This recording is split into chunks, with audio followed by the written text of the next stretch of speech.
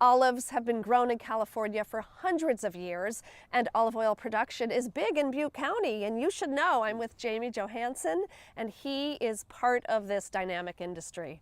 Well, thank you for visiting our farm. We've been here for 25 years, just celebrated our 25th harvest, and really a lot of what we do here in terms of making olive oil and selling olive oil is really a celebration of a long history in California, particularly in Butte County, where the traditional black ripe olive that everyone is used to started here in 1898 with Frieda Ehman.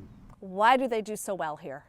Long, hot, dry summers and a good supply of water is necessary as well to get the size and the quality and quantity of oil that we need to produce a great product.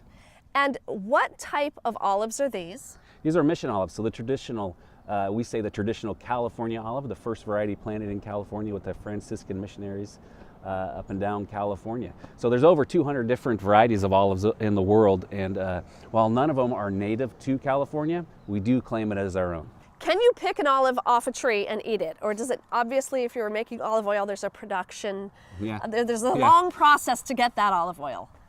So it's funny because that's like the oldest joke in the book, I think, in olive grow. You can pick an olive off the tree and eat it, and you will do that once. Because they're bitter, right? Oh, they're bitter. And that's the amazing thing about olives is that, so to eat an olive, you have to process it. For a table olive, process can take anywhere from, a couple weeks to up to 6 months, depending on what you want to do to get that bitterness out. But olive oil is the only oil that the USDA recognizes as being ready for immediate consumption once we press it. And the pressing happens within 24 hours is what we shoot for, from harvest to getting pressed, and then the oil's ready to go.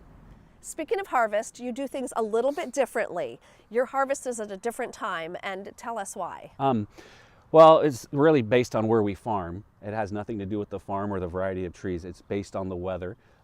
We live in a warm air climate, so we can wait till the olives are fully ripe. We don't have to worry about a freeze, which would create a lower quality oil. So we harvest in December and January. So we have a fully ripe olive, which produces a very traditional flavor here in this area, a very fruity, kind of milder style olive oil. Rain, lack of rain, how do olives do with all of the above? Well, like any crop, we require water to have a successful year. So while we're fortunate that the olive tree is drought resistant, really to get a quality product, we have to water it. About 3 acre-feet a year is what we require to get a full-size olive. So in those unfortunate years, at least if we have to turn the water off, our trees aren't going to die. So it's not as critical as some of our almond and walnut trees and citrus trees.